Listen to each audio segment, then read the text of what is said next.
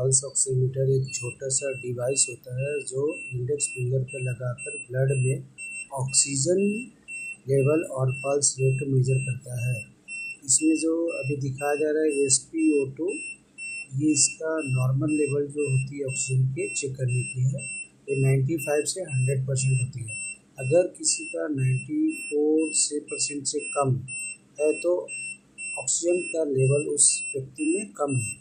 इसके बहुत सारे कारण हो सकते हैं, जैसे लो हीमोग्लोबिन की वजह से भी होती है, या पेशेंट को ब्रोंकाइटिस या अस्थमा या सांस संबंधी की बीमारी, निमोनिया, इस सब में इस तरह के पेशेंट में ये SpO2 का जो लेवल होता है वो 94 से नीचे हमेशा पाया जाता है, 80 के आसपास पाया जाता है। अगर यदि 70% दिखाता है तो इमीडिएटली पेशेंट को ऑक्सीजन लगाने की ज़रूरत होती है।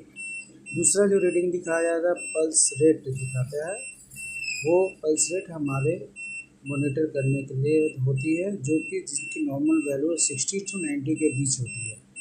यदि किसी पेशेंट को हार्ट का प्रॉब्लम है या हार्ट फेलियर हो रहा है या BP का पेशेंट है तो उसमें ये पल्स रेट जो है मॉनिटर करने में बहुत मदद करती है उस पेशेंट के लिए।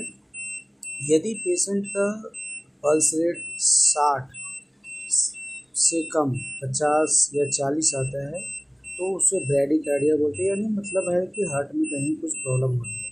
यदि पेशेंट का पल्स रेट 90 के बाद 100-110 होती है तो उसे टैकीकार्डिया कहते हैं, जिसमें धड़कन का तेज़ रफ्तार से चलना बोला जाता है।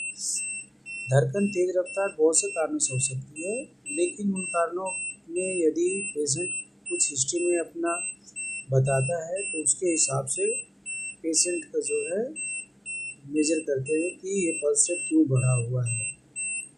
ये पल्स ऑक्सीमीटर जो है हमें हमेशा इंडेक्स फिंगर पे लगानी चाहिए होती है। कभी भी नेल पॉलिश या ठंडी उंगली वाली जगह पर पल्स ऑक्सीमीटर नहीं लगाना चाहिए, क्योंकि ठंडी उंगली या नेल पॉलिश लगे रहने से पल्स ऑक्सीमीटर में रीडिंग गलत आती है। वो रीडिंग आप उसको ऑथेंटिक नहीं मान सकते हैं। तो बेहतर होता है कि बिना नेल पॉलिश वाले फिंगर पे ही पल्स ऑक्सीमीटर को अप्लाई किया जाए। रीडिंग लेने के लिए ज़्यादा ऑथेंटिक होता है। पल्स ऑक्सीमीटर हर उन पेशेंट पे सबसे ज़्यादा ज़रूरत होता है जिन्हें ओल्ड एज है या ऑक्सीजन लेवल की हमेशा कमी रहती है या